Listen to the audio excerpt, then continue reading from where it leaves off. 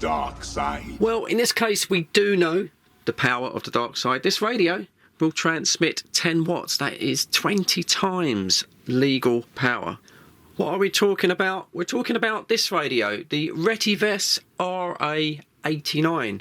This is a 2 meter 70 centimeter ham radio transceiver. And on this video, we are going to be programming this radio and using it on the PMR 446 band. Before we even think about doing that, I need to give you a disclaimer. If you've had these little 2 meter 70 centimeter radios before and you understand all of this, that's fine. You can skip this part. I'll leave a little pop-up in the corner there. Just go straight ahead for the unboxing, the review and testing. However, if you're new to PMR radios and you don't understand the legality of what I'm about to show you, you really do need to watch this disclaimer. The law in the UK, and I believe it's the same in the USA, if you want to use the public 16 license-free PMR channels, you have to use a type-approved radio, such as this one here. Difference between these two radios is this radio has a fixed power output of just half a watt, 500 milliwatts. Also, the antenna is fixed to the radio, cannot be changed. That is a legal radio. This RA89 radio is not type approved, it's not legal to use on the PMR band. It has too much power, as we discussed, up to 10 watts. And also, the antenna can be easily unscrewed with a little SMA connector, and you can swap out longer or shorter antennas. Also, if you decide to use this radio on PMR, you must program it to the 16 channels. It doesn't come pre-programmed, unlike these radios, straight out of the box. There is a little bit of work for you to do. Recently, this radio has now been supported by Chirp. That is a free programming software. I'll get into that in a moment. You can buy an additional programming cable. They're about £6 or £7, or because we have a keypad, you can do it manually. You can program the 16 channels into memory. But what you mustn't do is fire this radio up and instantly start using it, especially if you buy two, because they may come on the same frequencies. You mustn't just start using it indiscriminately on whatever frequencies they ship with. Now, I have been in contact with Retevis before I agreed to do this video, and they totally assure me that the testing frequencies that this radio is shipped with, they won't interfere with any UK emergency bands or ham radio bands. They said it's perfectly safe, but you must program this radio first before you use it. As this radio is not type approved, there is a risk in using this radio in a public place. You could get into trouble. It's not like CB radio, where, as you know, I use non-type equipment.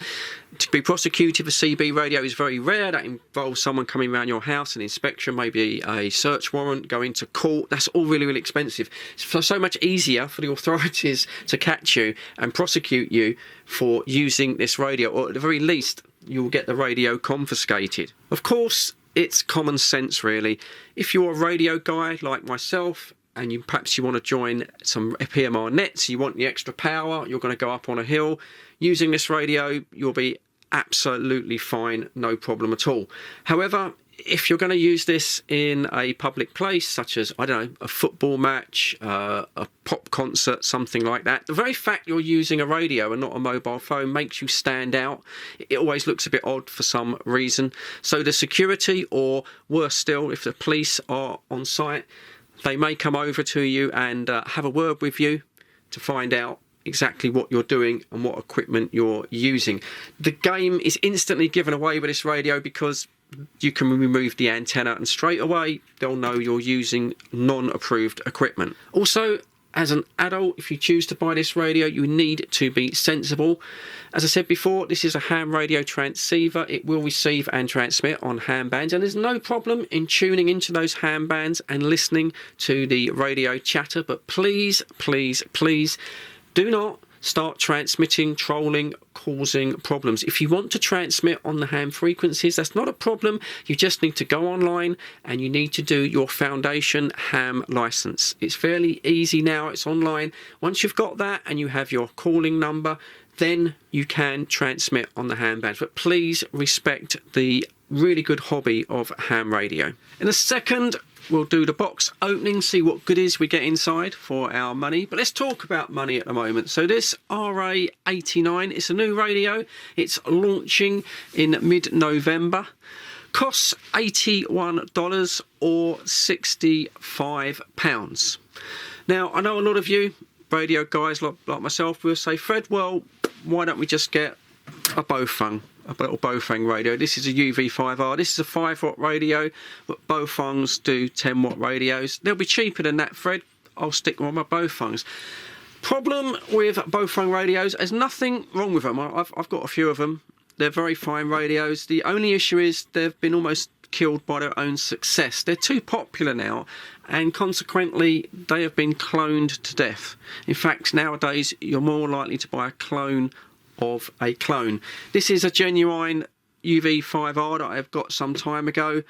This one is a clone, and it's almost impossible to tell the difference unless you go inside it. I tried about a year ago to buy a 10-watt Bofang radio online, and I ended up getting sent a clone. That one was DOA, dead on arrival. I sent that back. I got another clone. It was okay, but I wasn't all that happy with the feel of the buttons. The thing is, with Retevis radios, as far as I'm aware at the moment, they're not being cloned. So yes, you might pay a little bit extra, but you're going to get a genuine article. You're getting the real radio. Firstly, as I open the box, and I'm very pleased to say that the radio has a nice clear instruction booklet. So many things nowadays that don't include this. This is particularly good because if, for example, you don't wish to purchase the extra programming lead and you're going to program the radio on the keypad, which is how you can do it to get to the memories, it's all really easily explained here. All of the menu options are illustrated, taking you through it. The text is quite small. You probably need your reading glasses if you're the same age as me. But it's nice to see that it's there. Now, a lot of the functions on this radio, of course, it's a dual band radio, dual watch, dual standby. That's for the ham side of things. You're not possibly going to be using all of that on PMR, but it's nice that the booklet is included. Straight out of the box, the transceiver itself. I mean, you can tell by the weight that it is a nicely made radio. Weighs in at 295 grams with the battery and the antenna. Turning it over, just looking straight away, you've got a full alloy chassis there.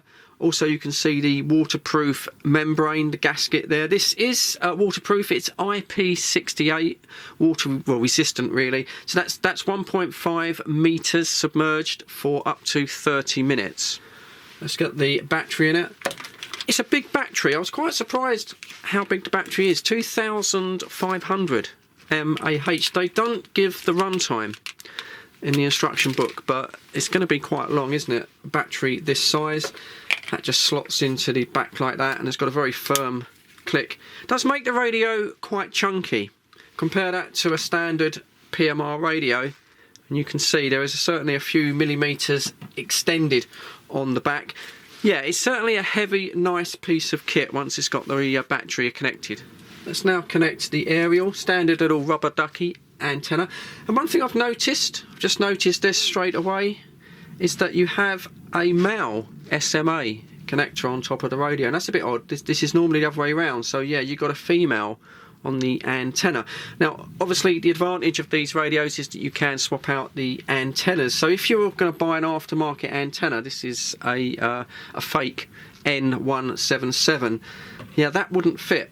So you just need to be careful that when you order your antenna, you do get the right fitting on there. The Bofangs, which is what everyone makes them for, they're the other way around. They're a female on top of the radio, and you've got a male. So I'm not quite sure why they did that. No problem, of course, with the standard antenna. You can get adapters, but I'm not sure that would fit particularly well. So there it is with the antenna fitted. It's not a bad sized antenna, pretty middle of the road. Of course, you don't have to go bigger. There is ranges of smaller little rubber ducky antennas, even little stubby antennas that you can use. Obviously it reduces the range, but if you want to be a little bit more discreet with the radio. Also included in the box is a base station for desk charging. Nice to see that they include it. You do get a USB-C charging lead, which obviously fits into the back of that. I believe you can also charge directly into the radio. Oh yeah, there's a little bit pulled out.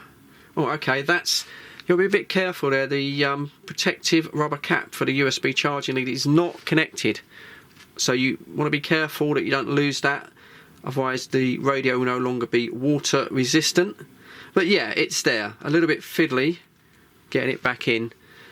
Obviously you don't get a wall charger, but of course we've all got those with our mobile phones, haven't we? Then we have the belt clip. Quite important with the weight of the battery. Nice to see. It's got a very strong spring and a metal bracket, and I believe there's, yep, there is a couple of little tiny little Phillips screws there to connect that on the radio. And then finally a wrist lanyard. Yeah, it's a bit heavy, so you're not going to have this dangling off your wrist, but nice to be included, just the extra bit of security when using the radio. If you drop it, yeah, there it is. So that's it for what is in the box. In a second I've got to program this radio, but I'm doing it on a separate video. Let's just quickly go through the specs. So as I mentioned before, we've got 3 power settings. Low is 1 watt, medium 5 watts, and high a whopping 10 watts. Radio also has intelligent noise reduction, very similar to DSP on an HF radio. Also has a copy receiving cloning function, and this is quite useful. For example, if we're using a standard PMR radio such as this one, and we have the CTCS or the DCS privacy codes switched on, by holding down the A and the B button on this radio, it will automatically set itself to the same settings as the receiving radio. That's quite a useful function. Radio is dual mode, dual band and dual standby. Has a scramble encryption feature, which is another step up from the DCS privacy codes, trying to keep your conversations private. Built-in FM radio, 65 megahertz up to 108 broadcast band, including the Japanese side of things. Straight out of the box with the USA version. I'm not sure that makes much difference if you reprogram the radio.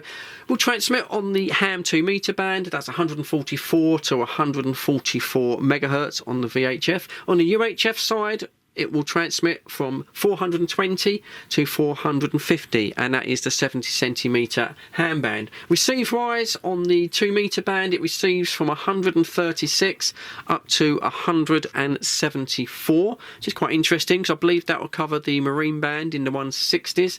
That's on the VHF, of course, and on the UHF, 400 up to 480, which covers our 446 PMR band. Radio has 200 programmable memory channels.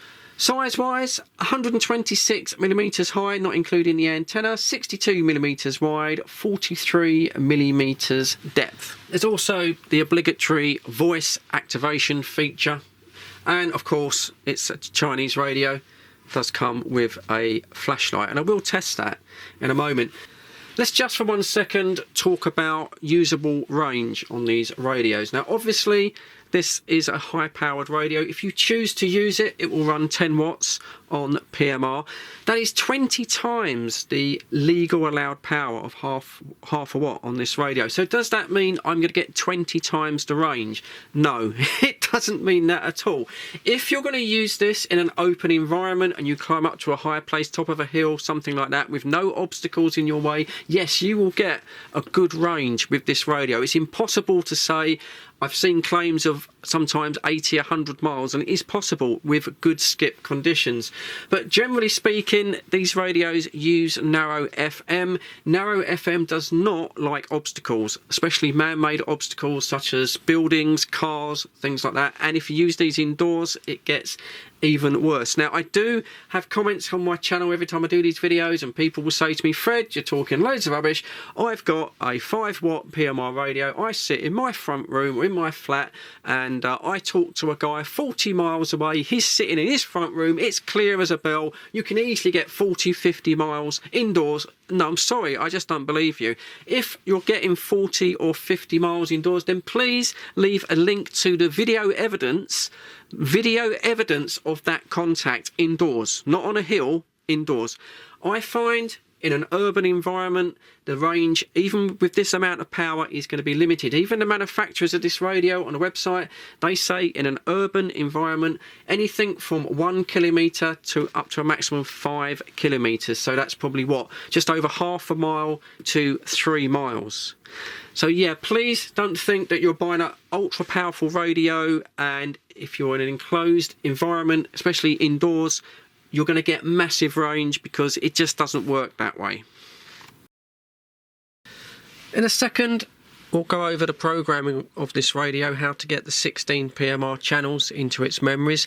I'm going to say that the programming didn't go quite to plan, but we'll come to that in a moment. Firstly, an overview of the radio. Now, I've been testing these little Retevis PMR radios for well over a year now, probably about 18 months. I must have done a dozen sets of radios. And what I'll say is, as you move up the range and obviously your price increases, so does the quality. This radio here is one of their higher end PMR radios. Very nice radio, but you can certainly feel the difference when you come to this radio. The plastic resin construction of the body, it just feels that little bit more substantial, and of course you've got that all alloy metal chassis. Looking at the front of the radio, firstly, a very nice size speaker, does go very loud, is very clear. There is a microphone built in here somewhere, I believe it's just there, doesn't really tell you that. Then you've got a very basic LCD screen. I don't think that's a bad thing. So many radios nowadays have got different colour backlights, OED displays, reversed LCD displays that look very nice but aren't that good to use. So yeah, a very basic screen there with the dual frequency display, because this is a dual band radio. It's sort of like 2 receivers in one, really. Moving to the side of the radio, got quite a nice large tactile PTT, push to talk button. That feels rather nice. And then you've got 2 function buttons below that. First one, well, all that does in PMR mode is turn on the LED flashlight. And there it is. It's okay. It's not the best. It's not the worst flashlight. For some reason, all China radios seem to come with a flashlight, and there it is. And then the button below that, again in PMR mode, all this does really is just opens the squelch. Moving on the opposite side of the radio, well, no buttons on this side. We do just have a waterproof little hatch there with a metal locking screw, and behind that you find a Kenwood socket for the programming cable, and then all of the other accessories. Like me, you probably got like the Bofung kind of hand mics and lapel mics, earpieces, all the rest of it that plugs into there. A quick look on top of the radio. Well, as I mentioned, of course, the obligatory LED flashlight. Then a simple on-off rotary encoder here, just does the radio on, off and volume. That's quite nice to see. It's much better than an up and down volume. I mean, personally, I don't know, maybe it's just me getting old, but I could do away with a flashlight. I'm not really going to use it. It would be nice if they put in a second encoder like they do on the PMR radios here. It'd be even better if you could program it for other functions. So, for example, if that was a stepped encoder, it'd be nice to have that on the squelch, so you could adjust that. Or also have it on your memory preset, so you could then click them round like channels. That, personally, would be easier, but obviously you don't get that, you just get the flashlight. So let's have a quick look at the keypad now. It's laid out quite logically. It's very familiar if you've had Bofung radios. It's almost identical in its functionality. Let's just zoom in so we can have a look at that. So looking now closely at the front of the radio, first we've got the display. It is backlit, a slight bluish purple backlight. It's fine. I don't believe you can change the colour on that. I haven't really gone into it. I'll just leave it as it is, to be honest. Below that, a simple up and down button there. When you're in VFO mode, this simply goes up via the step rate that you've set. I've set my step rate at 12.5 because I want to match it onto PMR. You can go through the scan option there, and then you hold this down and it will scan up and down. If you're in preset mode, which I am on section A there, now it will go up and down with the memories. 5, 6, 7, 8, 9, 8, 7, 6, And I've pre-programmed those 16 memories to the PMR channels. We then have the F key. A single press on this goes into the menu options. There are 37 options on this radio, and even if you're using it as a ham radio transceiver, you're only going to be using a handful of these. And Retevis has thought of that, and it's quite good really, because if you look on the keypad, you can see that along with the numbers there's other options, and this takes you to a shortcut version of that menu. For example, if you want to set the power level, just simply press F, press 4, and you can see there we have power set to high. Send that again, medium and low. Remember, power highest is 10 watts. I'll leave it on that for the moment. And then likewise the squelch, which is something you're probably going to use. Again, you can adjust that. So yeah, it's quite good that these shortcut little keys are there, and it does save you a lot of scrolling through the menu options. When you order this radio in the UK, you'll get sent the EU version of the radio. I don't believe you can buy the American USA version. That's probably down to law, what they can actually sell you. So when you get this out of the box, it will not tune or transmit to 446 megahertz. It stops at 400 for the transmit. So we need to like wideband it, if you like. We need to open it up into export mode. Thankfully, it's very easy to do once you get the radio. You simply hold down the F key and the number 4 on the keypad, and at the same time, and it is a little bit, you need 2 hands, you then turn on the radio. Once you've done that, the radio is expanded. It will tune up to 480 megahertz on the receive, and I think it transmits to 450 using all 3 power modes, and then you can go ahead and you can put in the 446 PMR channels. When it comes down to reprogramming these radios to put in what channels you would like, my first choice has always been Chirp. It's a free piece of software. It's pretty much faultless. Not only does it allow you to put the frequencies or channels into the radio, also it's called jailbreak software, and if, for example, the radio has been restricted in some way for your region, be it power or the frequency range, it overrides that. It expands the radio. It allows you to put in pretty much what you want. Now, when this radio came in for review weeks ago now, they said, but by the time I get around to doing it, it will be supported on the list in Chirp.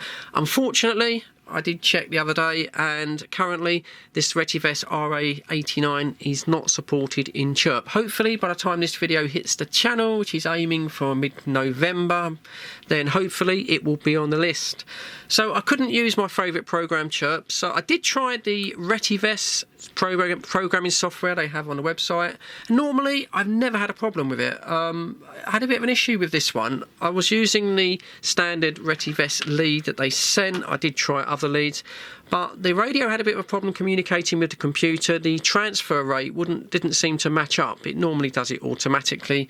I tried to adjust it manually. Anyway, it didn't work basically. So thankfully, because we have a keyboard, although it's a little bit tiresome and I do prefer to do it on a computer, you can enter the frequencies you want into the memory on the radio the old-fashioned way via the keyboard. So that's what I've had to do to get the 16 PMR channels. Let me just show you. I'll zoom in and show you how easy that is. Firstly, you need to make sure you're in VFO mode and not in the preset mode. And it's pretty simple really. You just type in the frequency you want. So let's say, for example, we're going to put in PMR channel 1. So that's 446 0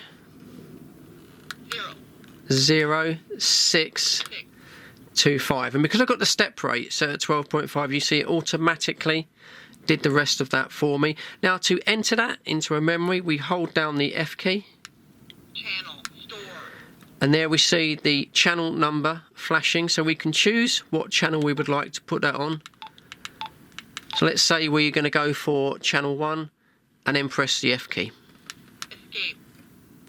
And then now when we go to the preset mode and we go to channel 1, 3, 2, 1.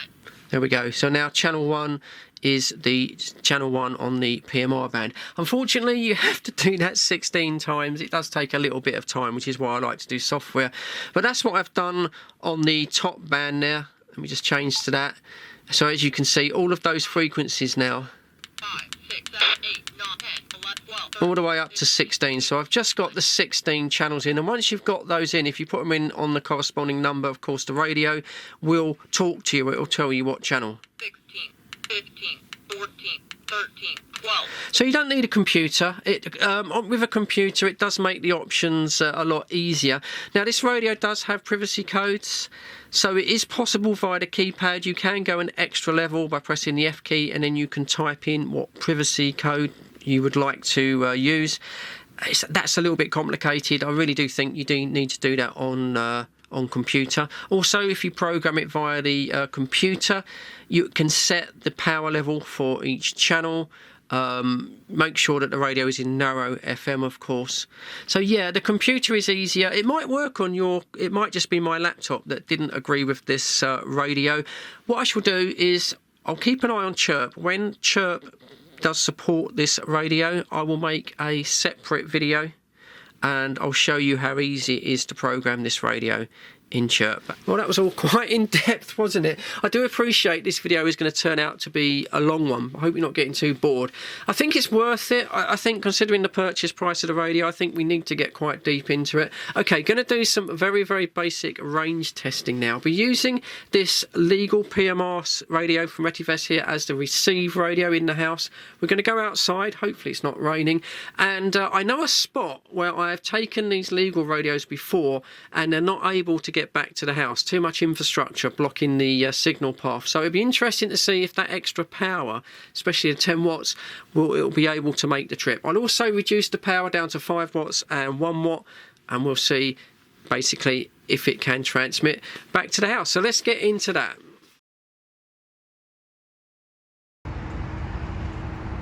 Right, so here we go for the range testing. Now, distance-wise, this isn't all that far.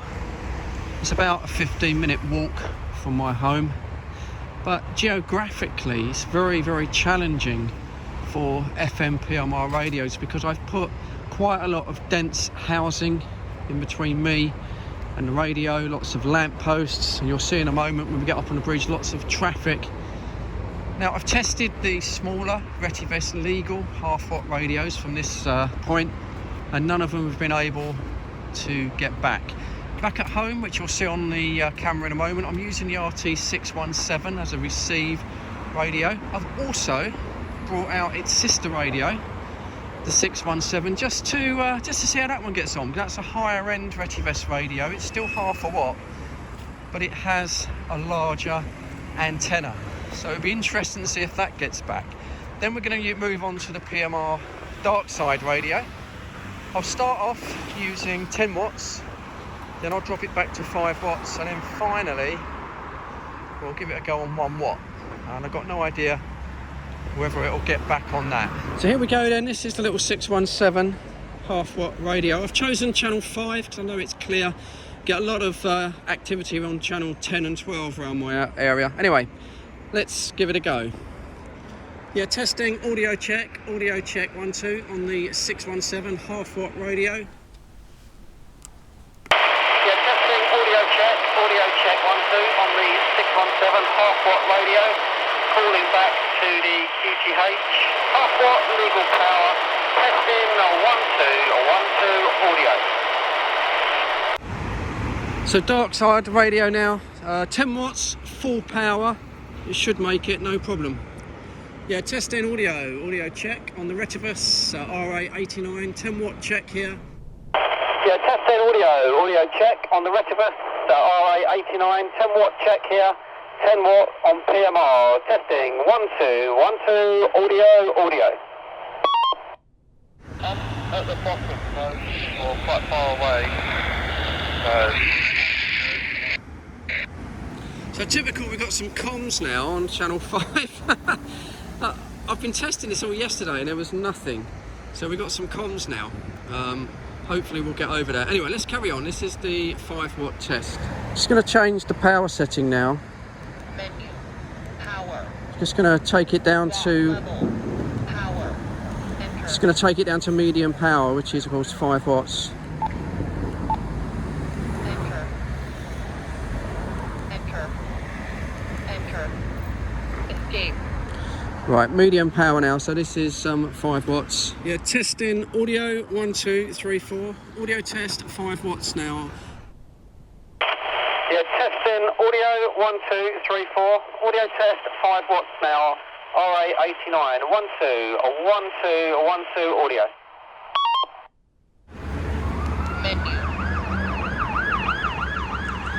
Hope that's not for me. You always worry when we do this. Oh no, that's the St John's ambulance. Right, gonna go drop it down to low power now, which is 1 watt. So into the shortcut there. So low power. Right, just 1 watt now, 1 watt test. Yeah, audio test, 1, 2, 3, 4. RA89, 1 watt low power test. 1 watt low power test. Yeah, audio test, 1, 2, 3, 4. RA89, 1 watt low power test. 1 watt low power test. Audio, 1, 2, 1, 2, 3, 4, audio. Audio check. So that's it, that's the audio tests done. So no idea what came back until I get home and do the editing. Hopefully some of that came out. And after that we'll do the conclusion. Oh, McLaren. That sounded quite nice. I don't suppose that come out so well on my phone. Anyway, join me back at the shack for the results. Just before we get on to the conclusion part, I just remembered something that I should have showed you earlier on. I've forgotten it, and that is that this radio does have a built-in FM radio. So let me just demonstrate that. You hold down the radio button there and it comes on. 21st party for Rory. 21 already? I can't believe it. So what is he? So what you've got there is a basic FM radio on a broadcast band. It does tune down to the Japanese side, so it goes from 65 megs all the way up to 108 megahertz. Reception wise, it's not brilliant, but then you wouldn't expect it because you've got a standard antenna here, which is obviously tuned for the 2 meter 70 centimeter band, so it's way off tune. It does bring in the stronger stations and the audio is very nice and clear. If whilst you're listening to the FM radio you receive something else on the PMR bands, for example, it does automatically switch to the PMR and then it will switch back to the radio, so you won't miss any incoming signals. Nice to have it on there. I think that's just about it for the RA89 radio. If you think this one may be just be a little bit too expensive, there is another Retevis 2 meter 70 centimeter radio that I'm hoping to get into the shack real soon. That's a 5 watter, but it is, I believe, just over half the price of this one. So again, we'll be testing that on the PMR band and we'll see how it goes. Well, I hope you liked the video. If these prove popular, then I'll carry on with some more of these dark side radio testing. I'll just see how the views go, whether it's worth my time. If you're interested in looking further into this radio, as always, there will be a link in the description. I'm not on any commission, any kickback, anything like that. Retevis are going to be having a sale which runs from the 24th of November to the 27th of November. There will be discounts on many of their radios, including this model. So if you're interested, maybe you might take advantage of that sale. As for now, as always, it was quite a long video, wasn't it? So I do appreciate your view time. I don't get that many views on Fred in the Shed. There is the thumbs up from Fred for that. If you got a second, just hit me a thumbs up down below. If you like these dark side radios, maybe consider me a sub and put the bell notification on, you know. And then when I put another video up, you'll get a notification. But anyway, as for now, as always, please, please, please stay safe, look after each other. Cheers for watching, and I'll catch you all on the next one. Cheers, guys.